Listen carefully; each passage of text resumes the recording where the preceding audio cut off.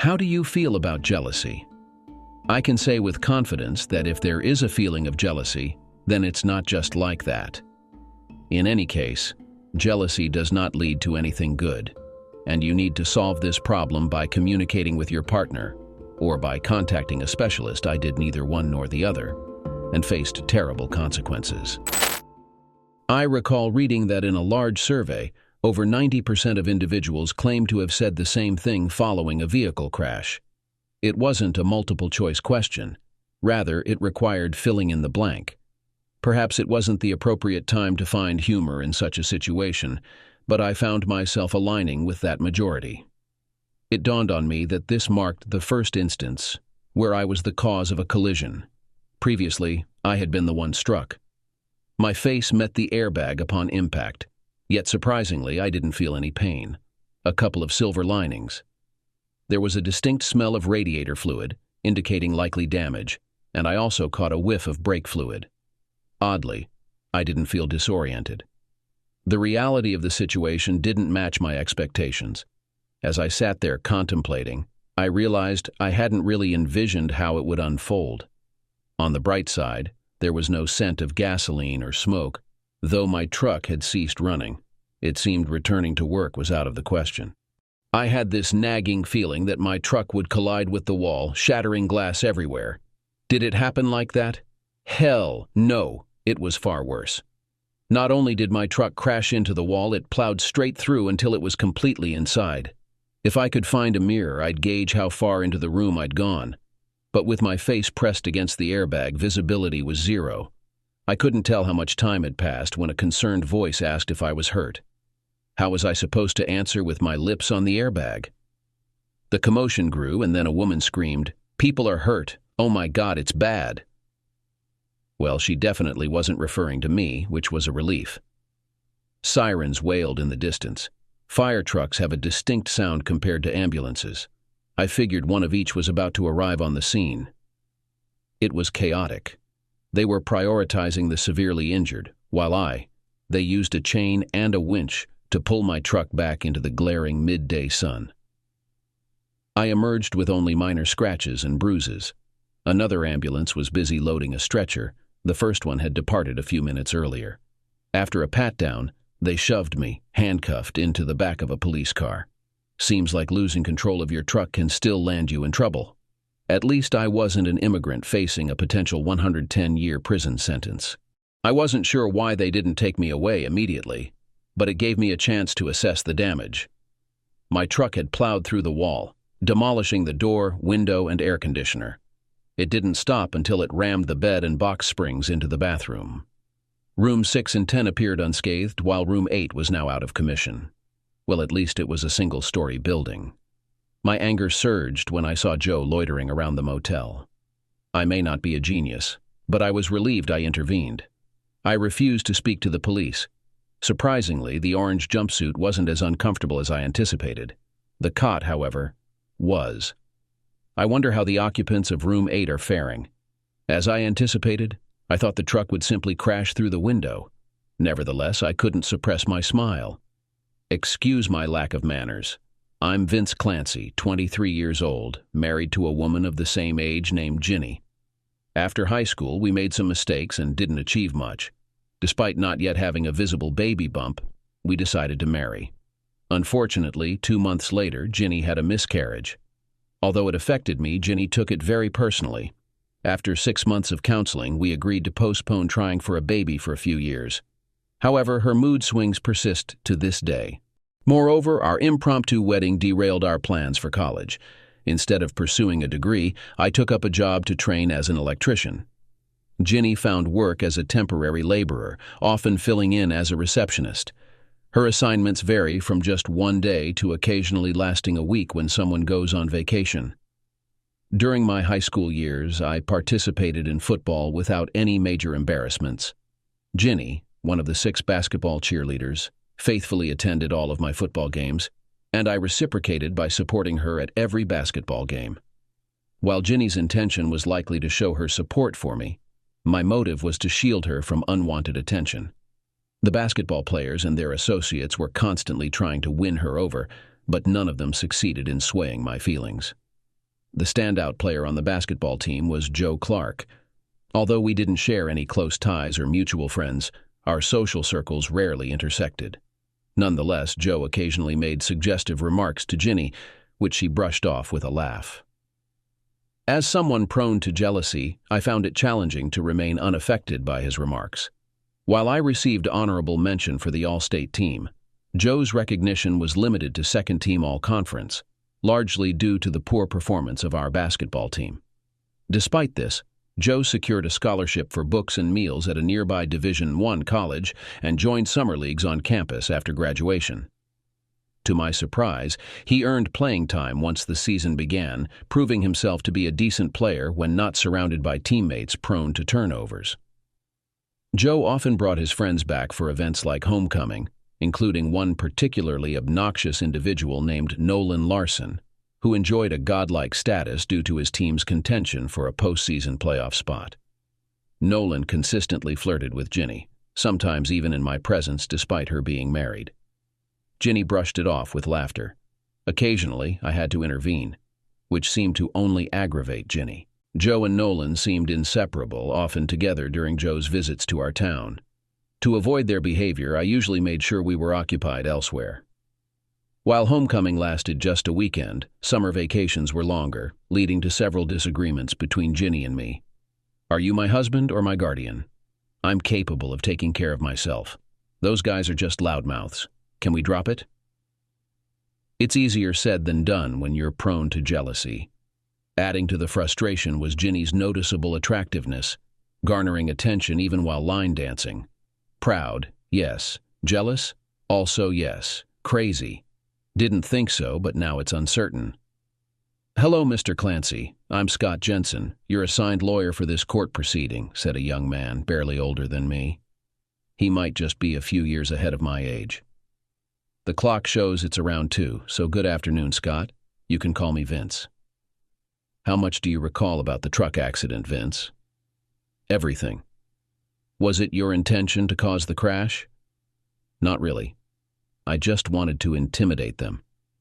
I didn't realize a truck moving at that speed could cause such extensive damage. The police report indicates you were traveling at about 30 miles per hour when you collided with the motel room. That's not considered slow. Perhaps when my anger took over, I accelerated, but I didn't plan to break through the wall. That should count for something. Unlikely. Currently, you're charged with 2 counts of vehicular assault. If Mr. Larson passes away, these charges may escalate to include attempted murder as well. Wow, sounds pretty serious. Yeah, that air conditioner you threw ended up hitting Mr. Larson right in the lower back. He's got a lot of internal injuries, but surprisingly, it might have saved their lives. It knocked them over the bed just before your truck pinned them against the wall with the mattress. How's your wife doing? You mean Mrs. Larson? Well, the impact from Mr. Larson hitting her fractured some facial bones. She's lost most of her front teeth, and Mr. Larson has some serious scars now, if you catch my drift. That's unfortunate. But aside from that, they're mostly okay. Not even close. They both have multiple broken bones. The mattress didn't do much when the truck shoved everything into the bathroom. Mr. Larson might even be paralyzed. I'd pretend to be sad, but honestly, I'm not feeling it, Scott. I get it. But how did you even know they were in that room? Because when they went in and shut the door, I saw the room number, 8. You're still getting the hang of this, huh, Scott? Getting a little flustered now. Let me rephrase, how did you know to be there at that specific time? I had decided to surprise Ginny with a bouquet of flowers for our anniversary, and had plans to ask her out to lunch if she had the time. She was filling in for someone on maternity leave with a job that had no set end date. As I turned the corner, I spotted her standing outside her office building. While waiting for the traffic light to change, a flashy sports car pulled up and she got in. I trailed behind them. So, what happened at the motel? Did you confront them? Well, their car stopped at the check-in area and Ginny got out. I was still waiting for a chance to turn into the parking lot from the main road. The sports car parked around the building, so I followed suit. Ginny came out of the office a few minutes later and headed to room number 8. He joined her shortly after she arrived. The rest, as they say, is history.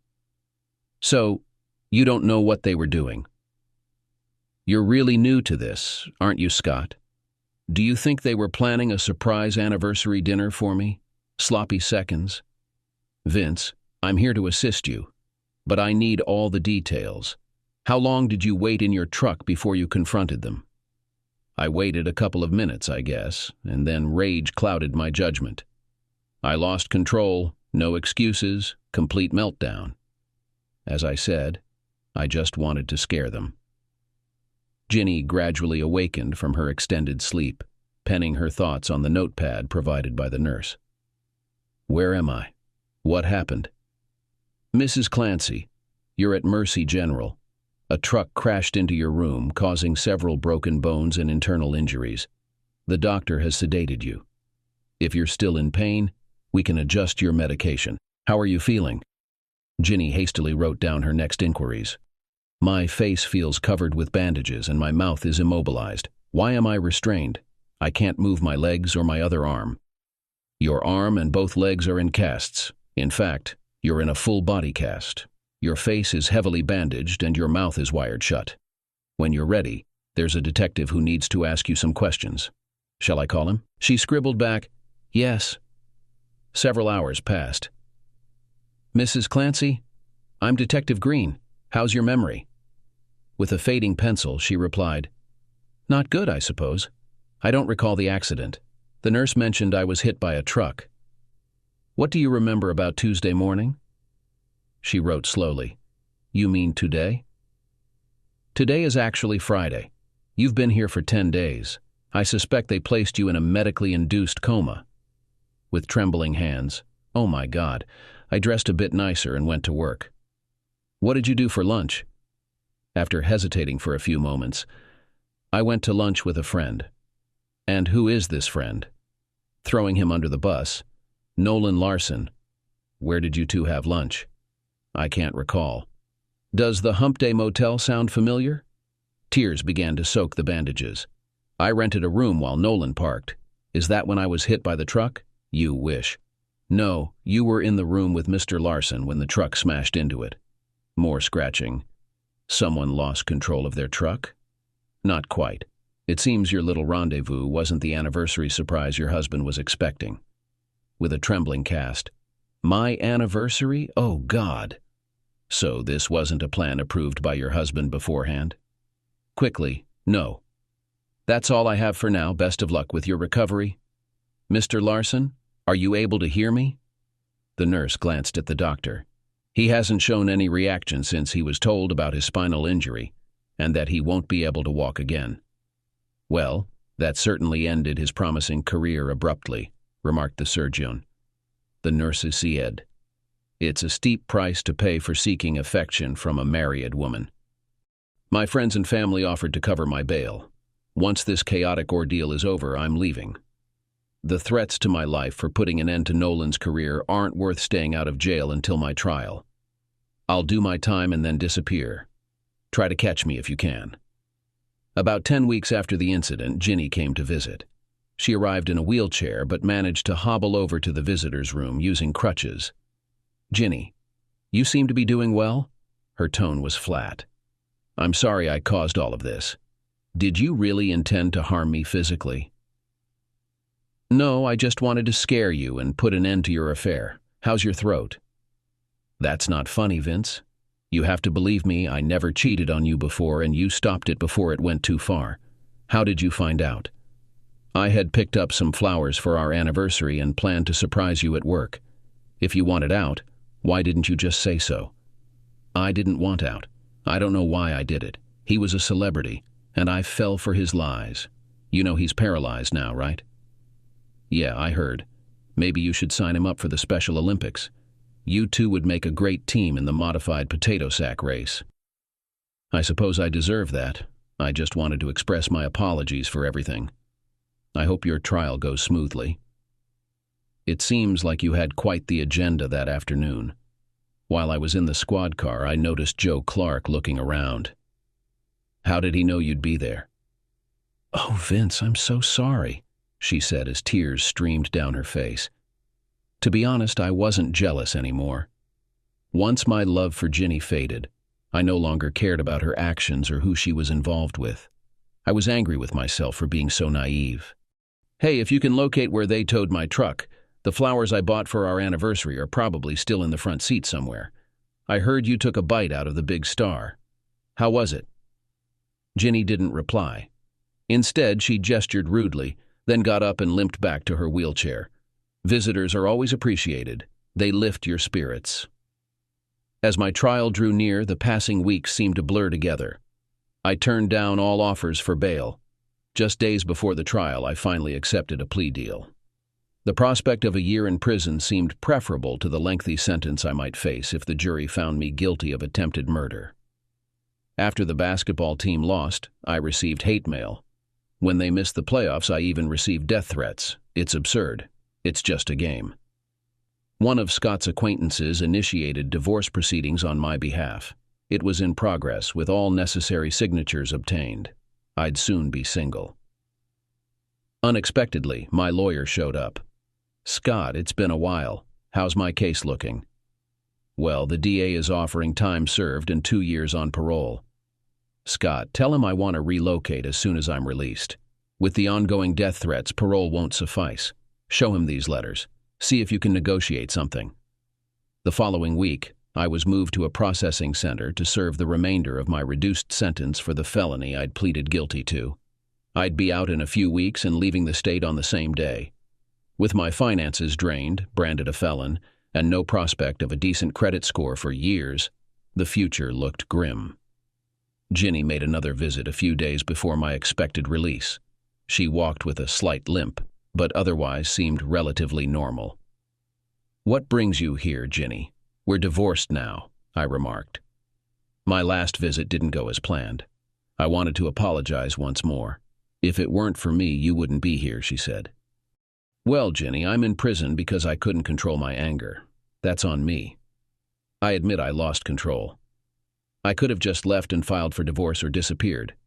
But I'm serving time because of my actions. I won't blame anyone else," I replied. "Still, you were angry because of what I was doing." "Do you like my new teeth?" she asked. "As lovely as ever." "How are your boyfriends?" I inquired. "No need to be mean. I try to ignore any talk or rumors about them. If I had one wish that I knew would come true, I'd wish you had arrived with your flowers 10 minutes earlier. We'd still be together, and I wouldn't have made the worst mistake of my life," she confessed. "Touching, Ginny, but it seems the deities you're praying to aren't in the wish-granting business. Where are you working now?" I asked. "I have a full-time job as a receptionist at Stone Masonry. Same routine every day. No husband waiting for me at home. All my fault. What are your plans after you're released?" she inquired. "I'm leaving the state. I still receive hate mail weekly for ruining Nolan's career. I'll probably try to lay low for a while," I replied. "Do you have any room in your plans for me?" she asked. "Answer me this. Why did you throw Us away?" I countered. "I wish I could give you a satisfying answer, but I don't think I can," she admitted. "And that's why at this point I just want to leave and start over alone. But thanks for the offer. Remembering the good times has helped me get through this ordeal," I said. "Well, if you change your mind, you know where to find me. You'll always be welcome in my arms," she said softly. "Yeah, right. Until next time." "Thanks, but no thanks," I replied. Ginny's tears slowly streamed down her face. The van journey to the downtown bus terminal occurred on a dreary day, with dry streets contrasting the still moist sidewalks, mirroring my inner mood perfectly. I utilized my bus fare to travel to the city where my parents resided. They had arranged for me to receive an old truck and a modest sum of a few $100s, a gesture of generosity considering their tight financial situation. 3 days and 2 states later, my funds depleted. Despite finding various odd jobs, the earnings were insufficient for sustenance and shelter. Pressing onward in my beat-up vehicle, I resorted to begging on street corners to scrape together enough money to purchase a basic phone. Its primary purpose was to search for job opportunities online, leading me to secure employment with a transient construction company in need of an electrician, offering cash payments on a daily basis. Although I formed connections with new acquaintances, my once outgoing demeanor waned. I settled into a budget motel room as my temporary residence where the neighboring woman engaged in solicitation, a prospect that held some appeal for me, though I must clarify, not in terms of solicitation, but possibly as a client, if only finances were not so constrained. She noticed me staring one evening and slightly opened her robe. "Ready for some action?" "Only if you accept IOUs." She laughed. "Let me think about it. No." "Well, I guess I don't have anything to offer if you don't need an electrician." "Too bad. You look quite fit. I appreciate a man who can take charge." "I'll remember that for the future." "Actually, one of my clients mentioned a project involving sparks. Can't chat now, need to get ready for my next appointment." I chuckled. We were just anonymous individuals trying to get through the night. Sleep was elusive as I imagined being with her. Damn, I needed some action. A few days later, I encountered the escort again. She handed me a piece of paper. I mentioned to my client that I knew an electrician. "Here's the number." "Thanks. You didn't have to do that." "I know. See you later," she said as she got into her modern sedan and drove away. I needed to inquire about the rates for miscellaneous tasks from my colleagues at work. Armed with that information, I dialed the number. To my astonishment, a woman picked up. "Oh no, I certainly don't want this woman to discover that her husband was with a prostitute." Hi there. I got your number from a friend. I heard you're looking for an electrician." "Yeah, what are your rates and when are you available?" "Well, I typically work Monday to Friday until around 6. For small jobs, I can do evenings, otherwise weekends. Charging by the day is more cost-effective than hourly," I explained, hoping she wouldn't hang up as I mentioned rates. We introduced ourselves. She was Deb. I noted down her address. I agreed to swing by on Saturday morning to assess the job. Arriving on Saturday, I was surprised to find it was a gated community. After confirming my arrival, I navigated through to her address. Only one car in the garage, so her husband must be out golfing or something. Deb seemed to be around my mother's age, and I noticed she wasn't wearing any rings. Something didn't quite add up. She needed the ground fault outlet in the master bath replaced and wanted some light switches changed to motion sensors. There were pictures of young adults on her wall, but none with a father figure. I noticed only one pillow on her bed. It dawned on me that there might not be a husband in the picture after all. I provided Deb with an estimate, and she paid me in advance to purchase the necessary materials. After a quick trip to Lowe's, I finished the job well before lunchtime. While I was working, Deb kindly brought me a soda and a tray of cookies.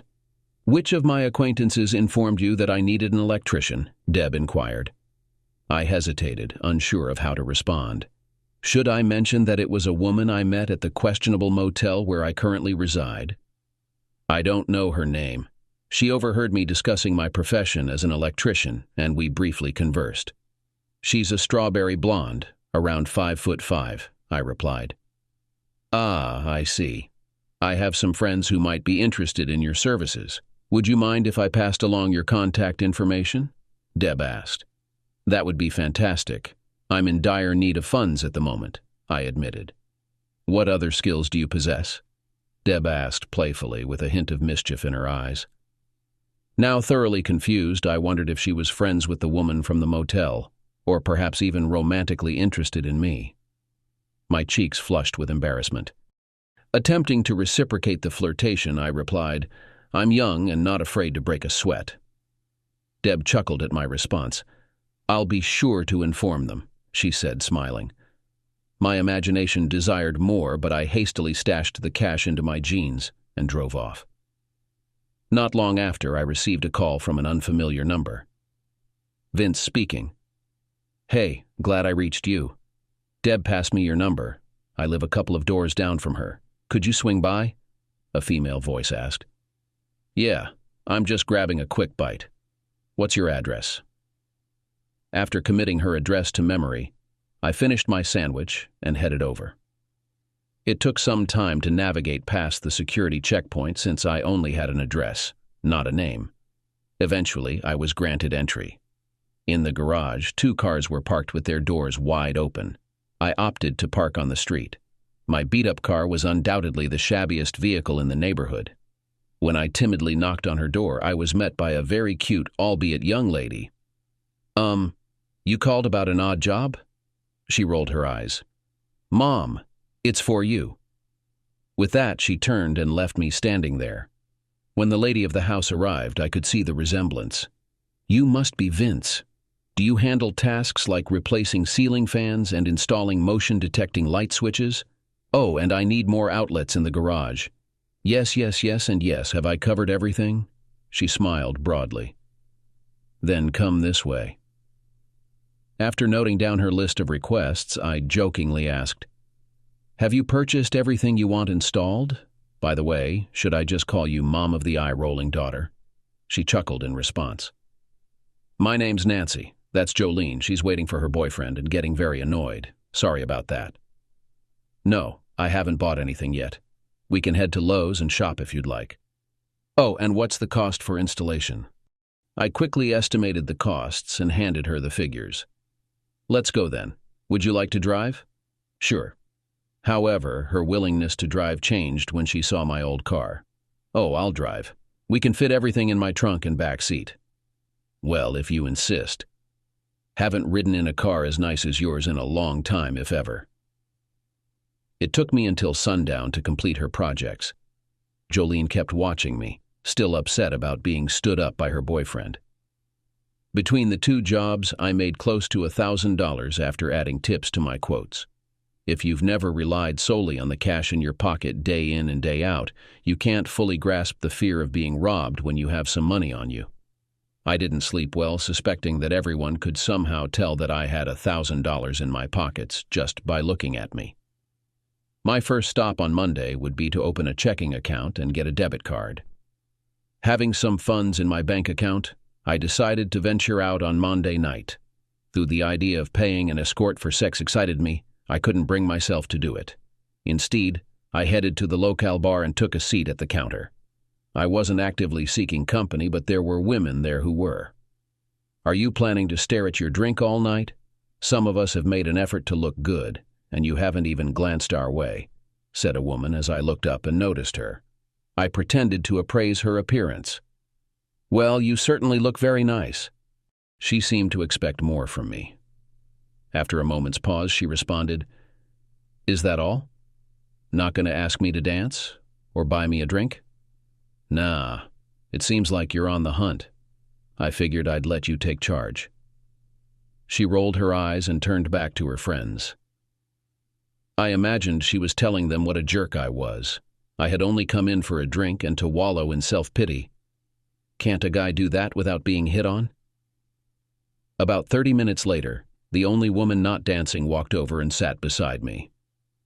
"You're not checking out the guys, so I'm guessing you're dealing with women trouble," she remarked. "Nope, not anymore." "So, what's on your mind?" "I'd rather not talk about it. I'm just enjoying my beer and the scenery. What about you?" "My friends and I like coming here to drink and dance. Guys always think they're going to get lucky, but that's not why we're here. Don't get me wrong, there are plenty of women looking for some excitement, even married ones if you're into a bit of risk. In a small town like this, who would have thought such activities happened at night? We don't see ourselves as a small town, so you must be one of those big city slickers." "Yeah, I suppose. I never really got into the nightclub scene." "Why's that? You're not bad to look at." "I got married early. Money was tight, so our nights out were spent at friends' parties or at the movies." "Didn't work out, I presume, since I don't see a ring." "Bingo. Well, I came here to dance, and if you're not going to ask me, I'll catch up with you later. Ashley's my name." "I'm Vince. Nice chatting with you, Ashley."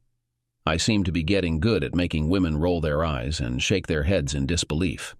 As I lay in bed that night, I realized it wasn't sex that I desired. It was companionship. Just talking with Ashley had lifted my spirits.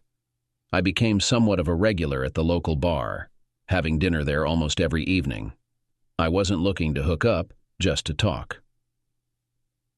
The next time Ashley and her friends came in, I asked her to dance. Although invited to join them at their table, I declined. Conflicting emotions had me wondering which way was up. I received another referral call from the work I'd done for Deb. This lady lived in a different part of town. My Saturday morning was now booked. On the following Friday evening, I found myself perched on a bar stool, nibbling on a mix of pickles, hard-boiled eggs, and pretzels, when I felt a tap on my shoulder. Glancing up into the mirror, I spotted her standing there. "Hey, Ashley, where's your group?" I inquired. "They're tending to the horses. Grab your meal and join me at a table," she instructed, turning to leave. Her tone sounded more like a command than a suggestion, so I complied. "Can I get you a drink?" I asked as I settled into my seat. "No, thank you. I'm aware money's tight for you, so I'll buy my own," she replied. "And how do you know about my financial situation?" I questioned. "Well, let's see. Your attire, your car, your choice of food. Need I continue?" she retorted. "Busted. I lead a simple life now," I admitted. "Let's get acquainted. I have a college degree but find myself underutilized at the warehouse distribution center. I had to choose between moving away or making do here until something or someone came along. I'm not married, never have been. No steady boyfriend. Your turn," she disclosed. "I got my high school girlfriend pregnant and missed out on college. We rushed into marriage, but she miscarried. Later, I caught her entering a motel and drove my truck right into the same room.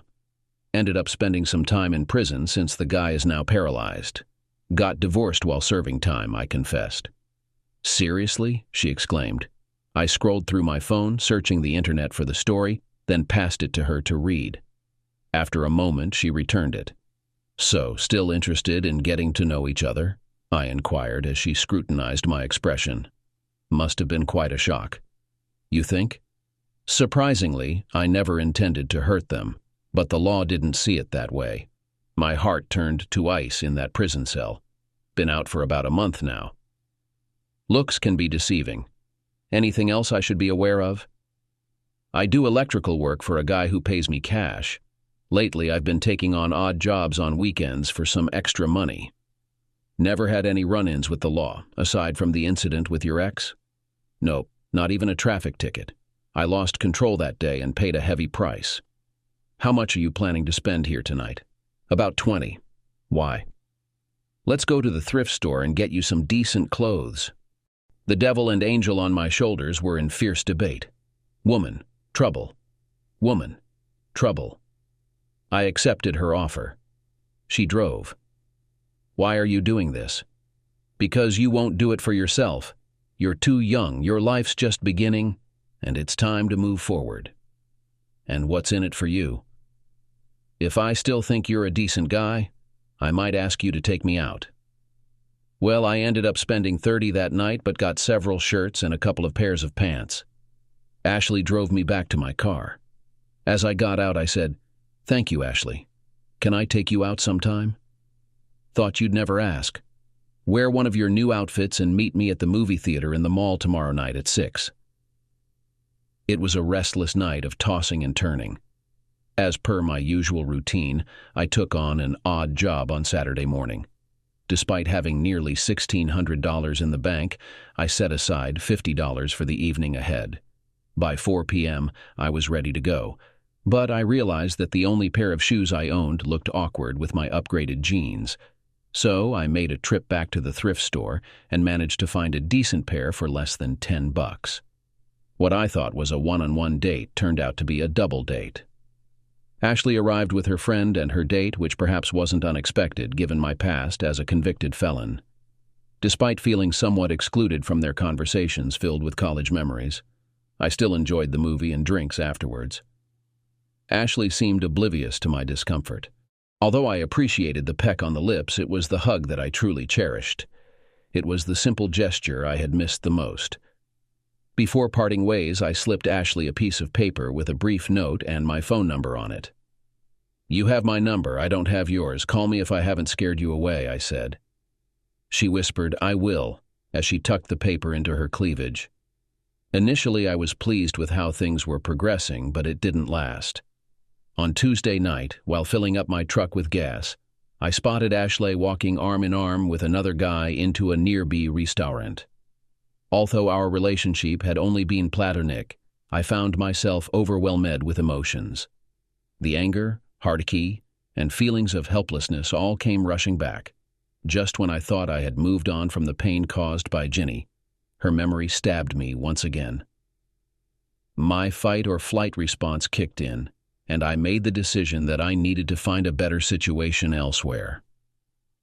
I wasn't prepared for any sort of relationship, and it wasn't Ashley's fault. Since my motel room was booked until Friday, I had a few days to figure out where to go next. The decision became clear when the person I was working for mentioned they knew someone who needed an electrician. By Friday morning, I was on the road with 500 miles ahead of me. Without much thought, I picked up my phone while driving. "Hey Vince, where have you been?" "I've taken a job in another city. Since you never called, I couldn't inform you about my departure. Thanks for helping me break out of my rut. When will you be back?" "I don't think I will, but I'll add you to my contacts just in case our paths cross again." Her voice sounded somber, maybe hurt. "I suppose I should have reached out sooner." "No worries. I appreciated the time we spent together." After a few more minutes of reminiscing, my time with Ashley came to an end. Although my parents wished for me to come home during the holidays, they understood why it wasn't the best choice for me in the following years. Sooner or later, another talented basketball player would emerge, and memories of Nolan would fade into history. I went out with a few women and even attended a swap party with one of them. I enjoyed the variety of experiences, but it hindered any desire to spend more time with any single person. Being reduced to someone's mere companion at a party was disheartening. Cold fish, that's what one of my dates labeled me. I had safeguarded my heart, keeping it securely hidden away. Just like keeping a winning horse out of competitions, keeping my heart out of sight ensured it remained unscathed. It took 3 years before I visited my parents again. Things were going smoothly, allowing me to afford a flight home. With the basketball team making the playoffs, it felt safer for me. Nobody brought up Ginny, for which I was grateful. The return flight was uneventful, and I even engaged in conversation with a woman my age on the plane. However, no names or phone numbers were exchanged. My name's Heather, and I'm employed at the cafeteria of a large office building downtown, just off Broadway. I'm currently single, as I haven't encountered Mr. Right yet. There's this intriguing loner who frequents the cafeteria daily. Without fail, he always grabs a slice of cherry pie. His name tag reads Vince, and although he works for the investment bank, his attire doesn't scream banker. There's just something about him that piques my interest. Noticing Vince's lack of rings, I decided to take a chance. One day, as he was returning his tray, I concocted an excuse to linger. When he approached, I discreetly passed him a note with my phone number and a simple message. "Call me sometime. Heather." He smiled, and I reciprocated before he nodded in acknowledgement. We arranged to meet for dinner a few nights later. Nothing extravagant, just a cafe near my place. Our conversation was revealing. Vince confessed to working as an electrician and handyman for the investment firm, but the bombshell was his past conviction as a felon, which he revealed through an article on his phone. "Vince, this happened 4 years ago. Do you still miss her?" I inquired. "Not really," he replied. "So, why is someone like you without a girlfriend?" I pressed. "Risk versus reward. If I open up and get hurt again, will I handle it gracefully? Last time I tried, even though we hadn't even kissed, I caught her with another guy, and it all came flooding back," he explained. "That was 3 years ago, right?" I clarified. "Yes. Since then, I've been avoiding relationships," he admitted. "All right, I understand. We'll take things slow, but only if we communicate openly. Misunderstandings could be disastrous," I proposed. "But what if I'm still not interested in a relationship?" he queried. "Then we won't meet for dinner tomorrow, or go see a movie afterward," I countered. I could sense his desire in his gaze. As he reached across the table, I reciprocated, intertwining our hands. For a moment, we sat in silent understanding. "See you tomorrow," Vince softly murmured as he left the cafe. Butterflies fluttered within me, hinting that perhaps Vince could indeed be Mr. Right. Was it simple? Not at all. I'm a sociable person, and Vince needed constant reassurance that I belong to him and no one else. He values cuddling as much as he does sex. I can spend hours reading a book while sitting in his lap as he watches sports. After we became intimate, Vince's possessiveness intensified. It wasn't easy, but we managed to overcome it. Understanding the reasons behind his behavior made it easier for me to accept him. Now, we've been married for a decade. I've declined all dance requests except from his father at our wedding. I don't go out for girls' nights and always invite Vince to join me when I go shopping with friends. We have a 6-year-old daughter and a 3-year-old son. We also experienced a miscarriage in between, which led us to seek counseling. With the help of the counselor, I persuaded Vince to attend extra sessions. He's been through a lot, but he's mine.